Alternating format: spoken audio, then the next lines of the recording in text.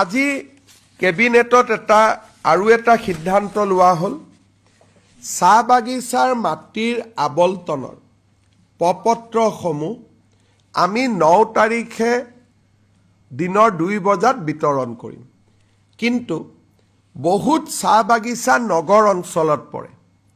যদি নগৰ অঞ্চলত পৰে প্ৰিমিয়ামটো বহুত টকাৰ হৈ যাব। বাগিচাৰ শ্ৰমিকেতো যেনেকৈ আজি সোণাপুৰৰ চাহ বাগিচা বাগানৰ শ্ৰমিকে প্ৰিমিয়াম দিলে লাখ টকাৰ প্ৰিমিয়াম দিব লাগিব, কাৰণ এইখন উইদিন GMD এলেকা পৰে। সেইকাৰণে ডিব্ৰুগড় টাউনতো বহুত কেইখন বাগিচা আছে।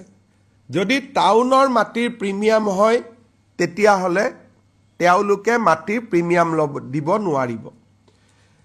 গাঁৱত যদি প্ৰিমিয়াম দিব লাগে 1 বিঘা মাটিত 500 টকা দিব লাগিব।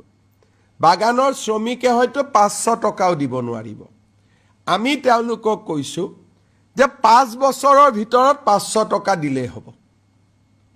টাউনৰ খেনি বা গাঁৱৰ খেনি এই দুইখিনিক প্ৰতি বিঘা মাটিত আমি মাত্ৰ 500 টকা প্ৰিমিয়াম ল'ম, তাকো 5 বছৰত দিলে হ'ব। আৰু বাগানৰ মাটিৰ বিতৰণৰ আনুষ্ঠানিক কাম প্ৰপত্ৰ বিতৰণৰ কাম আমি 9 ফেব্ৰুৱাৰী দিনৰ 2 বজাৰ পৰা আৰম্ভ কৰিম। মই ডিব্ৰুগড়ৰ দিনজয় চাহ বাগিচাত থাকিম, বাকী মন্ত্ৰীসকলেও বা বিধায়কসকলেও বিভিন্ন চাহ বাগিচাত উপস্থিত থাকিব।